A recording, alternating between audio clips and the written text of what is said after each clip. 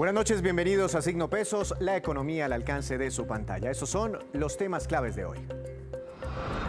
Vuelve la calma a los fondos de pensiones. Estas entidades celebraron el fallo de la Corte Constitucional que dejó sin piso la orden que había dado el gobierno para trasladar a miles de sus afiliados hacia Colpensiones, entre otras medidas. El vicepresidente técnico de Asofondos nos contará por qué respaldan esta decisión.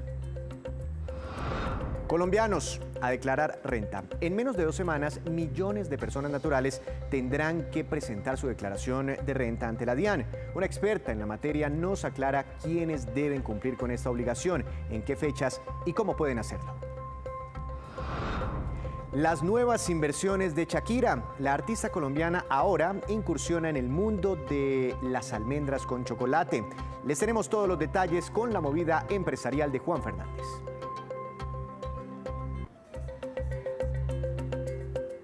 Comenzamos esta emisión con el pronunciamiento oficial de Asofondos en torno al fallo de la Corte Constitucional que dejó sin piso el decreto de emergencia económica que recientemente había expedido el Gobierno Nacional relacionado a muchos temas que tienen que ver con las pensiones en nuestro país. Para hablar de esta situación, saludo al doctor Jorge Llano, vicepresidente técnico de Asofondos. Doctor Llano, bienvenido nuevamente a Signo Pesos. ¿Cómo ha estado? Víctor, muchas gracias y muy buenas noches a ustedes y a todos los televidentes. Para hacer un poco de memoria, doctor Llano, dentro de las medidas de ese decreto que fue tumbado por la Corte, estaba el permitir a las empresas y a las personas no realizar aportes a los fondos de pensiones, es decir, a Colpensiones y a ustedes los privados, durante un par de meses. Al quedarse sin piso esa decisión, todo como que vuelve a la normalidad, pero además, aparentemente, se tiene que recuperar esa plata. Es decir, las empresas y las personas tienen que volver a pagar ese dinero que aparentemente no se tenía que pagar durante 2 meses. ¿Cuál es la propuesta de ustedes en medio de esta crítica situación de las empresas y de las personas para que devuelvan esos recursos? Es totalmente relevante e importante entender la motivación detrás de ese decreto. Inicialmente es darle un alivio de caja a las empresas por la dificultad tan monumental que estamos viviendo en este momento. Entonces, ¿cuál era la idea? Poder aliviar esa caja, tener y mantener a los trabajadores, digamos, recibiendo sus salarios. Y dado este fallo de la Corte, que por cierto toca terminar de verlo, no ha salido el fallo completo, ha salido la comunicación, toca ver el fallo completo, qué es lo que dice, pero lo que nosotros vemos viable es que en un periodo lo suficientemente largo de tiempo, las empresas tengan la potestad de pagar esos aportes que no se hicieron en esos meses si se acogieron al decreto y se paguen sin ningún interés de mora. Entonces, no sé, un periodo de 12 a 18 meses donde ya se debe dar la recuperación económica y donde las empresas ya tengan, digamos, nuevamente sus ingresos estabilizados, ahí que se haga el aporte por parte de todos sus trabajadores. Ahora, depende también del gobierno cómo decida reglamentar eso. Eso es una de las muchas propuestas que pueden haber y es simplemente para estudiarla como país. El gobierno, el Ministerio de Hacienda, doctor Llano, tiene unos cálculos preliminares donde aparentemente habría que devolver 1 billón de pesos. Eso sería lo que no se habría consignado durante esos 2 meses a los fondos de pensiones. ¿Esa cifra coincide con los cálculos que ustedes tienen? En esos fondos hemos planteado una cifra viendo lo que realmente se recaudó en abril y mayo, para la nómina de abril y mayo, y las cifras solamente de los fondos de pensiones están cercanas a los 2 billones de pesos, más lo que se tenga que componer para los afiliados a Colpensiones. Entonces ahí tenemos unas cifras, pero pues eso son un tema que simplemente se tendrá que ajustar ya cuando tengamos toda la relación 1 a 1, y eso simplemente se tendrá que mirar en su momento cuando se determine el decreto que va a permitir ese pago retroactivo de esas contribuciones que no se hicieron. Doctor Llano, a las personas particularmente, bueno, las empresas también están muy preocupadas porque cómo van a devolver esa plata que estaban utilizando para otras cosas, por ejemplo, protegiendo empleos, etcétera. Pero las personas, ¿cómo devuelven? Porque, digamos, se les permitió a las empresas no hacer esos aportes por 2 meses, pero también a los trabajadores, inclusive a los independientes, y inclusive como no se tenía que, digamos, consignar esa plata a los fondos, la partecita correspondiente al empleado se le sumó a su nómina mensual. ¿Cuál es la propuesta para que los colombianos puedan pagar esa plata que de pronto ya se consumieron, ya se gastaron? Ahí es muy importante, de nuevo, entender la completitud del fallo. Sin eso, lo que estamos hablando de pronto puede ser más especulaciones y vale la pena analizar completamente. En el caso, por ejemplo, de los independientes, cuando ellos reciben honorarios por parte de una empresa, ellos en el momento de pasar digamos, el pago de seguridad social, ahí debería estar completo el pago porque estaban recibiendo efectivamente esos honorarios por parte de las empresas, entonces las empresas estaban haciendo como el control completo de esos honorarios. Ahí evidentemente si no se pagó completo, pues es la misma persona, y eso pasa mucho con los independientes, tiene una deuda con ellos mismos y se tiene que pagar y sería como el mismo proceso que se determine para las empresas. Ahora, de nuevo, vale la pena esperar el fallo y determinar y ver qué determina el gobierno nacional con el decreto que se tenga que emitir. ¿Qué pasó con todas las semanas correspondientes a esos 2 meses? ¿Suman para la pensión? Ahí había bastante, digamos, desconocimiento de lo que efectivamente se planteaba en el proyecto de decreto, o en el decreto que salió emitido. ¿Qué pasaba? Solamente contaban para aquellas personas que requirieran esas semanas para una pensión de salario mínimo.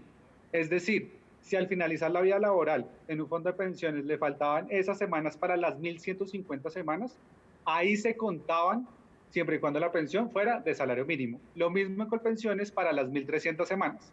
¿Eso qué quiere decir en la práctica? Que para la mayoría de afiliados no estaban contabilizando realmente esas semanas que se hicieron pues que se hizo el aporte por el 3%, y por eso también la importancia de pues pagar lo que no se desembolsó en ese momento para que todo el mundo tuviera tanto las semanas como el ahorro para poder pensionarse, ya sea en Colpensiones o en los fondos de pensiones privados. Doctor Llano, otra de las medidas que tumba la Corte es el traslado de algunos pensionados, se habla de unos 20.000, desde los fondos privados hasta Colpensiones, y también se pasaban recursos por aproximadamente 5 billones de pesos, según cálculos preliminares. Al final, ¿eso cómo quedó? ¿La gente sí se pasó? ¿Qué sucede ahí con los pensionados que están actualmente recibiendo su mesada de los fondos privados?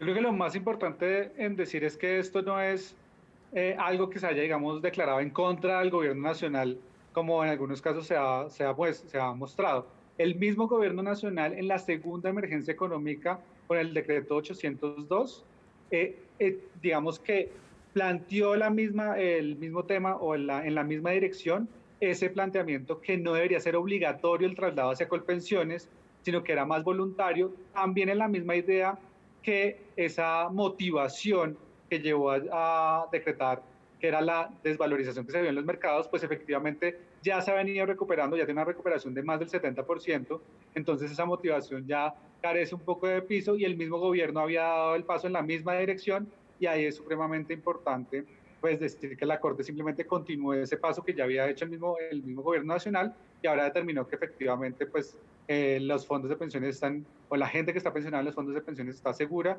y simplemente va a seguir recibiendo la pensión como lo venía haciendo de forma vitalicia en un fondo de pensiones privado.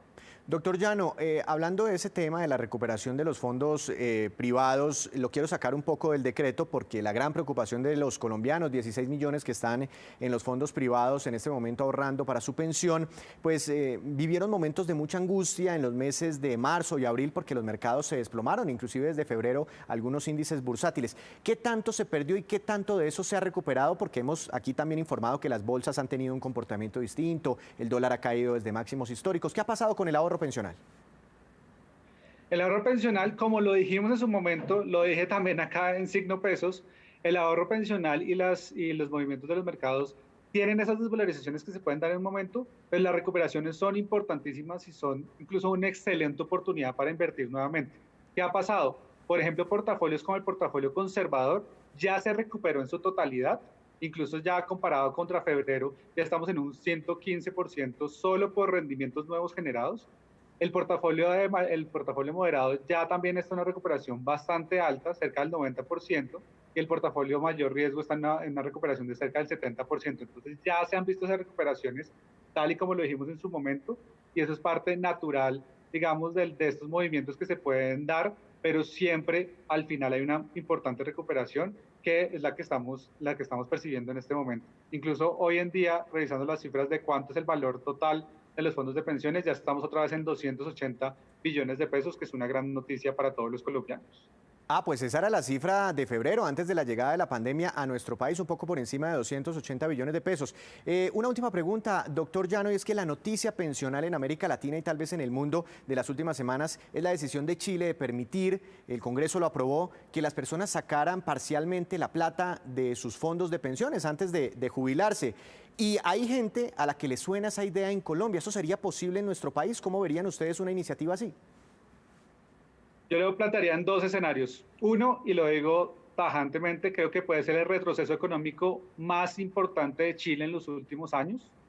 Eso tiene unas implicaciones macroeconómicas monumentales, es destruir ahorro de largo plazo, destruir inversión para consumírselo en menos de un año, y eso tiene unas implicaciones macroeconómicas, disminuir ahorro nacional, disminuir inversión, eso tiene unas implicaciones muy, muy graves en términos económicos. Y lo segundo es, en Colombia yo creo que tenemos algo que está supliendo esa necesidad de liquidez inmediata y son las cesantías.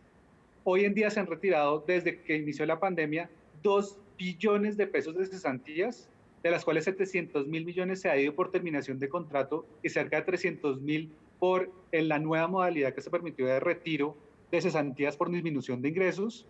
Y hoy en día hay cerca de 16 billones de pesos, ¿sí? Que también ha sido hemos hablado siempre durante todos esos meses de 16 billones de pesos, y se han retirado 2, pero seguimos teniendo 16 billones gracias a los rendimientos que se han generado en las inversiones realizadas.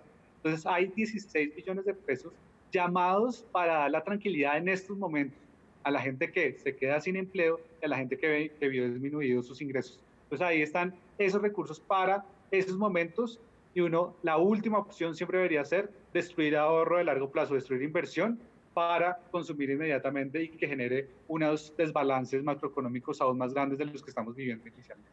Doctor Llano, muchas gracias. Que tenga una feliz noche. Muchas gracias a ustedes por la invitación. Siempre un placer estar acá en Signo Pesos. Siempre tan interesantes los temas pensionales, polémicos e interesantes los temas pensionales en nuestro país. Y el Ministerio de las TIC abrió hoy una convocatoria para conocer el interés que hay entre las compañías de telecomunicaciones para operar las comunicaciones en la banda 5G, que abrirá nuevas puertas al desarrollo y a la competitividad del país. La ministra Karen Abudinen explica los detalles. En el Ministerio de las TIC seguimos trabajando para conectar a las familias colombianas. Por eso abrimos la etapa de manifestación de interés para futuras asignaciones de permiso de uso del espectro radioeléctricos en las bandas de 700, 1900, 2500 MHz y por primera vez la de 3500. Esta última banda es una de las más importantes para el desarrollo tecnológico 5G en el país, pues permitirá que la industria TIC cuente con mejores condiciones para su desarrollo y competitividad. A través de estas manifestaciones esperamos que los operadores nos ayuden o nos indiquen cuáles bandas de espectro les interesa, cómo y cuándo sugieren su asignación y cómo nos pueden ayudar a hacer más eficiente el uso de estos recursos con el cual esperamos conectar el 100% del país en los próximos años. Si ustedes quieren participar de esta manifestación de interés, nos pueden escribir a nuestro correo electrónico subastespectro@mintic.gov.co. Varios miembros de la comisión que viene estudiando la reforma al ICETEX, entre ellos los voceros de los estudiantes y de los deudores de los créditos, se retiraron de dicho comité por desacuerdos con lo allí planteado. El presidente del ICETEX, Manuel Acevedo, se refirió a la importancia y a los avances de esta comisión. La Comisión para la Reforma Integral de ICETEX es un espacio participativo, donde más de 40 actores que recogen a estudiantes, padres de familia, profesores, rectores y muchos otros actores que tienen que ver con el quehacer de la entidad, han dado más de 600 ideas, 600 propuestas que hemos sistematizado en los 5 ejes que componen la transformación de la entidad. Fruto de esta discusión abierta, permanente, que continúa en el tiempo, a pesar de ya llevar 17 sesiones, hemos hecho cambios muy significativos que están mejorando nuestra relación con los jóvenes, que son nuestra razón de ser. Hemos podido ampliar el número de giros que ellos reciben para terminar sus estudios de educación superior. Hemos podido también abrir la posibilidad que puedan hacer un cambio en la línea que se ajuste mejor a las condiciones que están viviendo. Hemos hecho una evaluación y seguimiento de los alivios y de los auxilios que en este momento, en tiempos de coronavirus, están acompañando a más de 85.000 familias que lo requieren, y sin lugar a dudas estamos llegando a unos escenarios muy importantes que se traducirán en transformaciones importantes en los términos de las condiciones del otorgamiento de nuevos créditos para los jóvenes colombianos. Esta es una comisión de gran valor, donde el diálogo, donde la participación y el acompañamiento metodológico auguran que la reforma integral de ICETEX llegará a ese puerto que todas las familias y los colombianos esperan. Y por estos días, millones de colombianos, 3,5 millones de colombianos deben comenzar a alistar su declaración de renta, porque en menos de 2 semanas comenzarán los vencimientos. Para hablar de este tema, saludo a la doctora Ángela María González, socia de la compañía eWay Colombia, especializada en impuestos. Doctora González, bienvenida a Signo Pesos, ¿cómo ha estado? Buenas noches, Víctor, muchísimas gracias. ¿Por qué no nos cuenta quiénes deben declarar renta este año? Por supuesto. Deben presentar la declaración de renta las personas que cumplan una cualquiera de las siguientes condiciones. La primera tiene que ver con el requisito de ingresos. Quienes hayan durante todo el año devengado ingresos brutos superiores a 47.900.000 pesos están inmersos en la obligación. Otra condición a revisar tiene que ver con el nivel de patrimonio o bienes que se tenía a 31 de diciembre del 2019. En la medida en que estos bienes superen los 154 millones de pesos aproximadamente, la persona estará inmersa en la obligación. Y unos siguientes requisitos tienen que ver con el nivel de compras o consumos con tarjeta de crédito o consignaciones en cualquier producto bancario a lo largo del año 2019. En la medida en que superen los 47 millones de pesos aproximadamente, obligan a la persona a presentar una declaración por el 2019. Es decir, ingresos mensuales promedio el año pasado por 4 millones de pesos aproximadamente. ¿Me recuerda el patrimonio? ¿Cuánto es la cifra, el tope? El patrimonio exactamente está en 154.215.000. Es decir, que si el apartamento y el carro de una persona suman más de 154 millones de pesos, ¿debe declarar renta? Así es. El apartamento o el inmueble tasado de acuerdo con las normas fiscales, que es básicamente el mayor valor entre el valor de adquisición, el precio por el cual lo compró, versus el valor del autoavalúo o el avalúo del impuesto predial. Ese es el valor del inmueble. Y el valor del carro debe ser el valor de adquisición. No es el valor, digamos, que ya luego de la depreciación o el uso, sino sigue siendo el valor de adquisición. Esos dos bienes, por ejemplo, pueden ya hacer superar el monto de patrimonio para obligar a declarar. Bueno, muchas personas dicen, listo, ahí están los topes, pero ¿quién se va a dar cuenta si yo cumplo con esos requisitos? ¿Y quién se va a dar cuenta si yo no declaro renta? En este momento, con la actualización tecnológica que ha venido teniendo la DIAN, así uno intente, no estoy promoviendo que se le haga conejo a la DIAN, pero si una persona quiere hacer conejo, quiere hacerse el de las gafas, ¿podría hacerlo? ¿O la DIAN ya tiene identificados a todos los que deben declarar renta? Realmente los avances en materia de información y reportes de este tipo de información están siendo muy, pero muy eficaces. Así que en este momento ya la DIAN dispone y de hecho ya tiene abierto al público la información que las diversas compañías y las diversas entidades han reportado para cada una de las personas naturales. Como mínimo, la DIAN ya tiene esa información. Cada vez que uno hace una compra, que utiliza su tarjeta de crédito, va sumando de tal forma que en este reporte que ya se puede consultar está el acumulado de todas las operaciones. En realidad es una información muy efectiva.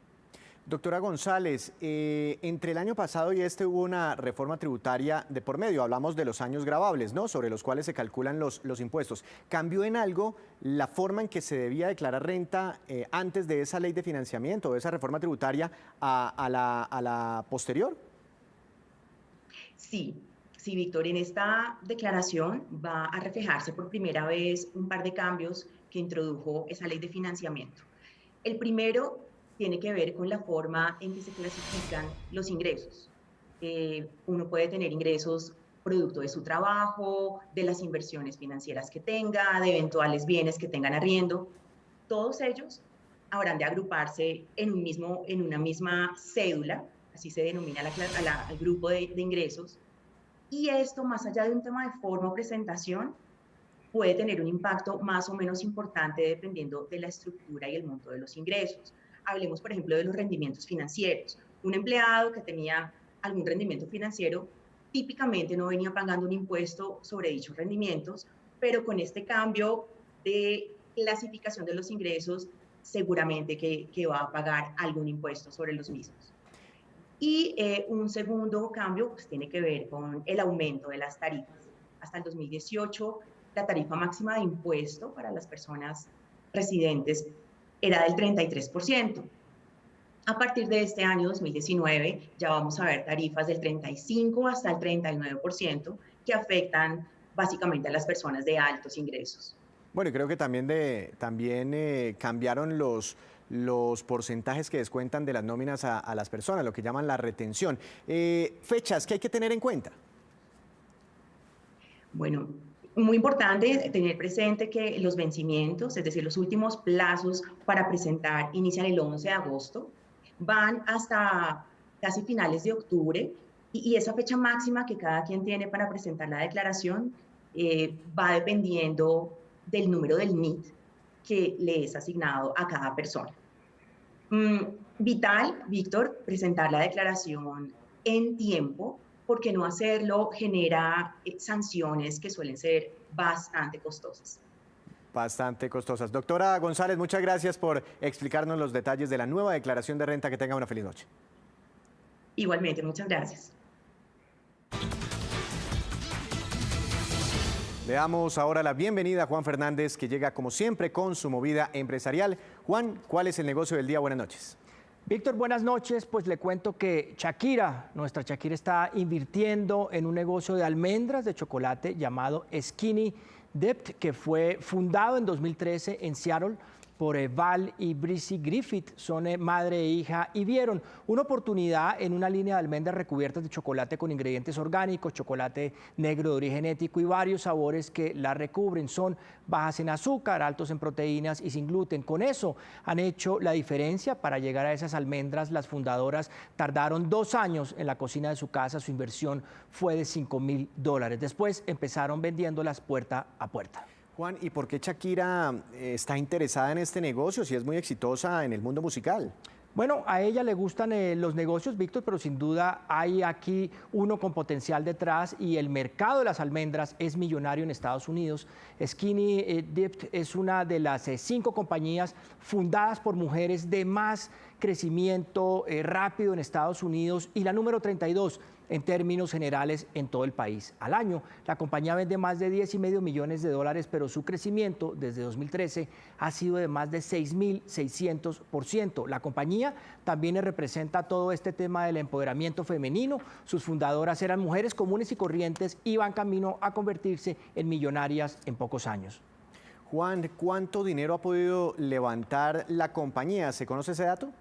Pues Víctor, desde su fundación la compañía ha levantado más de $10 millones, incluido el aporte de Shakira. Esas almendras se encuentran en miles de supermercados por todo Estados Unidos y puede estar procesando fácilmente más de 500,000 libras al año de almendras. Un paquete de 3.5 onzas cuesta alrededor de $5. Ahora, el interrogante que siempre ha surgido con el negocio es su nombre. Skinny significa flaco en inglés, pero las fundadoras dicen que la compañía no ha tenido la intención de enviar un mensaje a sus consumidores de que ser flaco es un tipo de cuerpo preferido. El nombre se refiere a la capa súper delgada de recubrimiento de sus almendras. Y esta, pues, es la movida de hoy, Víctor, sobre Shakira y su nuevo negocio, el de las almendras de chocolate. Juan, muy interesante como siempre. Una feliz noche. Lo esperamos mañana. Mañana nos vemos de nuevo, Víctor.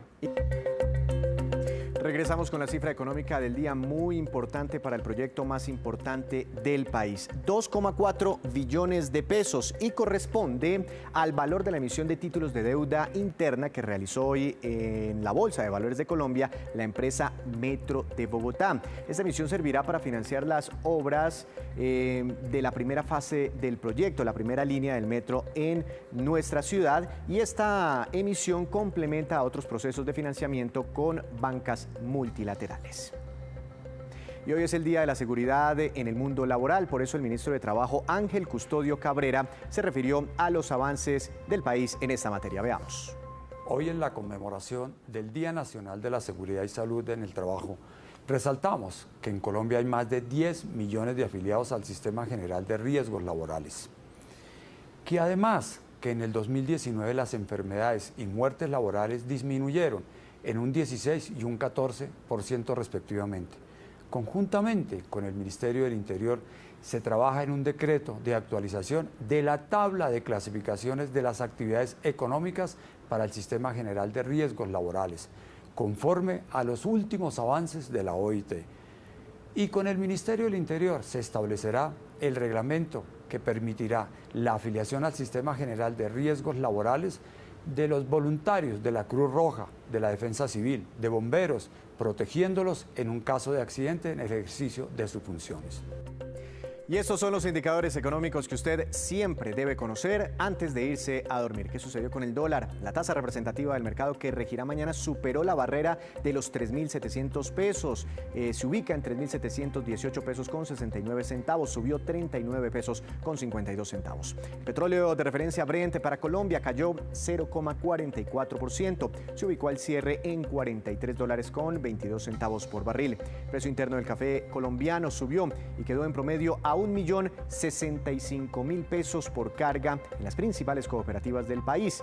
El índice Colcap de la Bolsa de Valores de Colombia retrocedió, cayó 0,82%. La acción que más subió fue la de la textilera Fabricato, con una ganancia del 50%. Remesón en la cúpula de Fabricato. Se han ido varios integrantes de la junta directiva. Hay cambio en la presidencia y esto genera volatilidad en el precio de sus acciones. Y la que más bajó fue la acción de Familia, que tuvo un retroceso del 13,33%. Antes de despedirnos, los dejo con este dato. La cooperativa de ahorro Fincomercio reveló que en plena pandemia la renovación de certificados de depósito a término aumentó un 90%. La compra de seguros médicos a domicilio aumentó un 40% y los créditos digitales sumaron 5.000 solicitudes. Así terminamos por hoy. Los esperamos mañana con una nueva emisión y con toda la información económica que usted necesita saber. Esto es Signo Pesos, la economía al alcance de su pantalla. Que tenga una feliz noche.